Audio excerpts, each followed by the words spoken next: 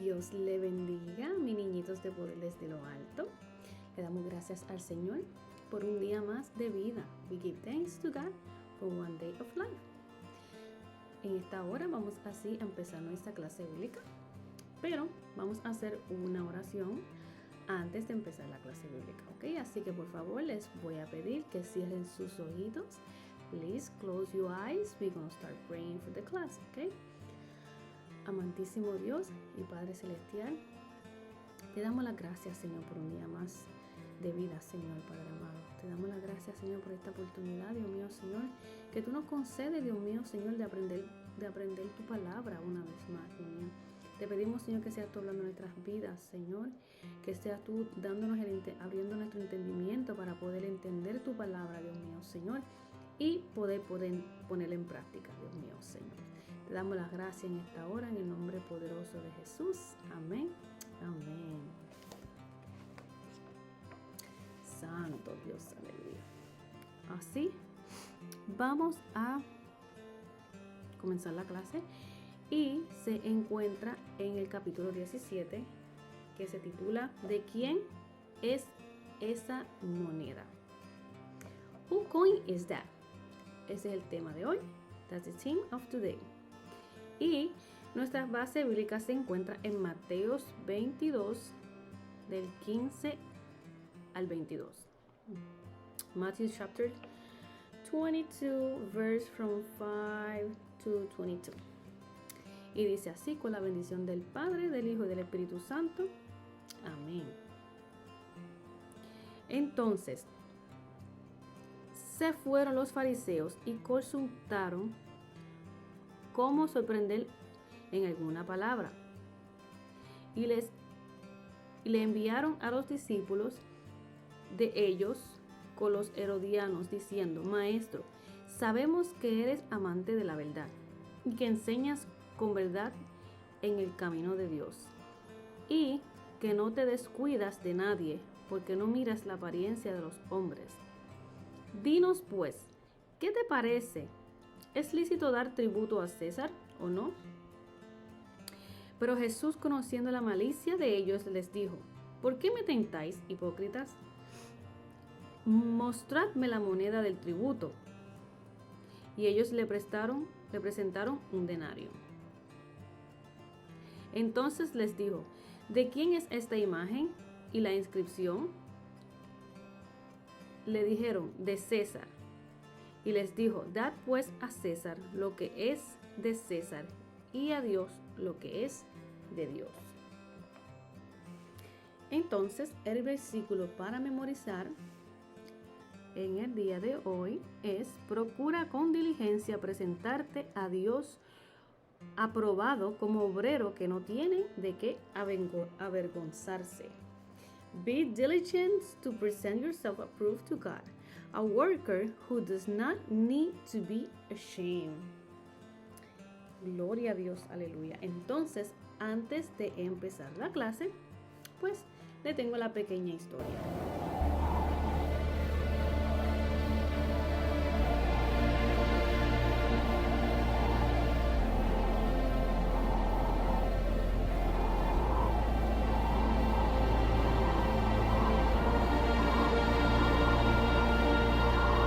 The temple was filled with curious listeners as Jesus taught. These people were eager to hear the man who had cast out demons, forgiven sins, and raised the dead. Amazingly, Jesus taught as if he had written the scriptures, and that he could fulfill them. Soon the religious leaders in the crowd grew angry. Who did this man think he was? The religious leaders asked Jesus, "Who gives you the authority to teach and act like this?" Jesus responded by telling a story about a man who left his vineyard in the care of farmhands while he went on a journey. The man expected these farmhands to care for his vineyard and make it profitable. After some time had passed, the man sent servants to check on his vineyard, but the farmhands beat them and chased them away. Finally, the man sent his own son, sure the farmhands would respect him, but they killed his son and tried to steal the vineyard for themselves. Jesus looked at the religious leaders and asked, "What do you think the owner of the vineyard will do next?" Without waiting, Jesus answered his own question. He will come back and destroy the farmhands and give the vineyard to someone else. The religious leaders realized that Jesus was comparing them to the evil farmhands in his story. This filled them with so much rage that they decided to destroy Jesus. Watching for a chance to trap Jesus, the religious leaders sent spies through the crowds where he taught. These spies pretended to respect Jesus, but their real mission was to trick him into saying something that would get him in trouble. The spies asked Jesus, "Good teacher, is it lawful for us to pay taxes to Caesar?" If Jesus said yes, the Jewish people who hated Caesar would turn on him. But if he said no, Caesar's officials could have him arrested for disobeying Roman law. Jesus saw through the spies' evil plan. "Show me a coin," he instructed them. The men fumbled around until they found one. Jesus asked them, "Tell me, whose face is on this coin?" "It's Caesar's," the spies replied. "Well then," Jesus said, "give to Caesar what is his, and give to God what is his." This answer stunned the spies. Not only had Jesus escaped the spies' trap, but he also answered their question with incredible wisdom. By saying, "Give to Caesar what is his," Jesus made it clear that people must honor and respect those with earthly authority. By saying, "Give to God what is his," Jesus reminded the crowd that their biggest concern should be giving God the things he asks for. While Caesar was asking for taxes and coins, God was asking for trust, obedience, and love. Jesus' answer was so amazing that the spies didn't dare ask him any more questions. Sadly, no matter how many amazing things Jesus said or did, the religious leaders would not turn their hearts to God. These men refused to give up their power and influence for anyone, even the Son of God. Later, to protect their power, they sent Jesus to die upon a cross.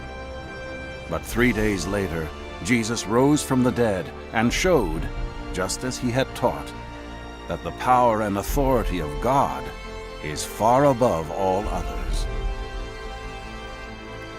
Amén. Interesante historia, ¿verdad? Interesting story, right?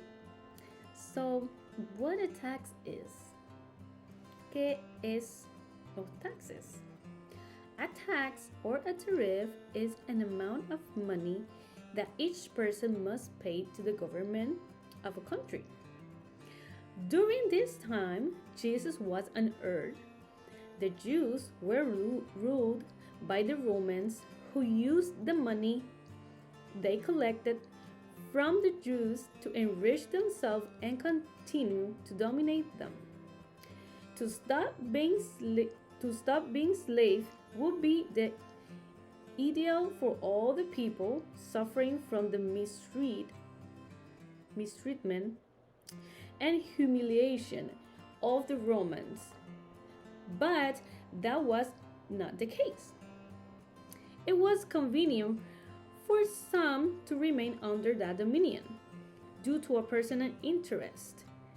Thus, among God's people, there were some in favor of that dominion and others who wished to be free. So there was tension and disagreement between them. This group had only one thing in common. None of them cared for Jesus. That is so sad. Nor did his teaching, because the words of the Lord were confrontational and it made them feel bad. Jesus taught them that they were to love God above all things. love their enemies, and change their behavior, and they did not want to hear that. Therefore, to shut him up, they would look for ways to find some fault in what he did. Yeah. One day, while Jesus was teaching a crowd, some planned to test him by asking a tax-related question. Whether his answer was yes or no, he could offend someone, even the government. If so, they could impose severe punishment of him. Lord, is it right to pay taxes to Caesar? They asked him. Caesar was the emperor, the most important authority of the empire. Jesus knew right away that the question was intended to test him and make him look bad. Yet, he did not know the wisdom that Jesus had. So they did not expect his answer. Jesus said to them, "Show me a denarius." A denarius is a coin, just as we use, right? A coin. When they showed him one, he asked, "Whose image is that inscription? Is it?" They all answered, "Caesar's," because it had the face of Caesar and the coin. And then he said to them, "Render therefore to Caesar the things that are Caesar's, and to God the things that are God's." When they heard these words, they were marveled and did not know what to say to him. Jesus taught them that the people must fulfill their responsibilities to their country, such as paying taxes, complying with the required duties, etc. Also, those who are children of God and belong to his kingdom are to fulfill their responsibilities that correspond to the citizens of heaven. When those people heard Jesus' response, they were marveled at his teaching as wisdom. Do you know what that means? It's like, you have this money in your purse, probablemente tienes este dinero en tu cartera o algo. Y yo te pregunto a ti, ¿de quién es este dinero? Y tú dices, bueno, es mío porque mi mamá me lo dio. You say, well, it's mine because my mom gave it to me. And before your mom gave it to you, who this money belonged to? And you probably say, well, my mom went to the ATM probably and she gave it to me. Entonces, antes de ser de la ATM, ¿de dónde vino? So before it comes from the ATM, the ATM is when you withdraw the money, right? You say, I ask you where it came from. So we assume that, well, let's say here United States of America. So it means they belong to the United States, right? So for that reason, we need to pay taxes to the United States. So it's a certain amount of money that belongs to the country. And we have the responsibility to pay this amount of money. Even though we are children of God, we still need to pay this amount of money to the government. So these people were making excuses to not pay this amount. So they don't want to be responsible for this. We need to be responsible in everything we do. Okay? when you grow up, you're going to know more about what is a tax means and how you pay these taxes and why you need to pay these taxes. But you're going to know more about when you grow. So Jesus was really smart, and he said to him, if you see this face in here, it's because that belonged to him. So, and he said to him, give to Caesar what is Caesar, and give God what is God. And then, why he say to give God what is God? So, this money came from somewhere. Somebody made it, right? So it doesn't really belong to us. We have it, we pay whatever we had to pay, and it's gone, right? And who created us? God, right? So if God created us, means that we owe something to God, right? And then you probably say, okay, so how I'm gonna pay God because he created me? How I'm gonna pay that to him? So, hay maneras en las que podemos darle a Dios lo que es de Dios. So there's ways we could give God what is his. First of all, we need to give our lives to God. Al nosotros dar nuestra vida al Señor, le estamos dando a Dios lo que es de Dios, ¿verdad? Con nuestra obediencia, con nuestro amor hacia Dios, ser obedientes a nuestros padres, en fin, hacer todo lo que dice la palabra. When we do whatever the Bible says that we need to do, we are giving God what is God. By giving our offerings, by giving our tithes. These are stuff that we are doing to give God what is God. So this is a responsibility. Talking about the taxes, that is a responsibility that the people need to do. So responsibility is a virtue that each person should have. Santo Dios. Responsibility is a virtue that each person should have, especially those who love Jesus.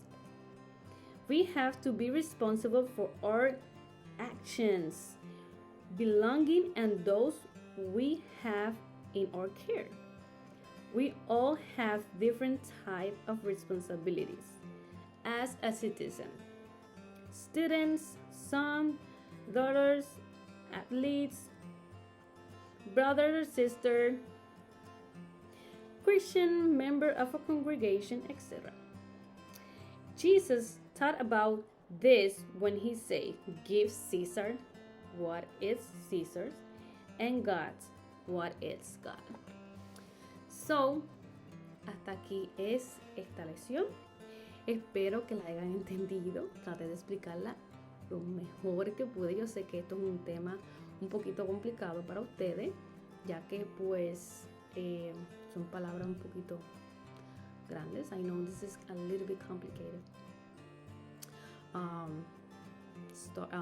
Themes, because it's have big words and some stuff that maybe you're not gonna understand. So I'm trying to explain to you as much as I can. So Dios le bendiga, Dios le guarde, y acuérdese que tenemos que ser responsables en lo que nos toca hacer, ¿ok? So remember that we must be responsible in what we need to do, ¿ok? Hasta aquí esta parte, que el Señor le bendiga y vamos a orar para terminar esta clase.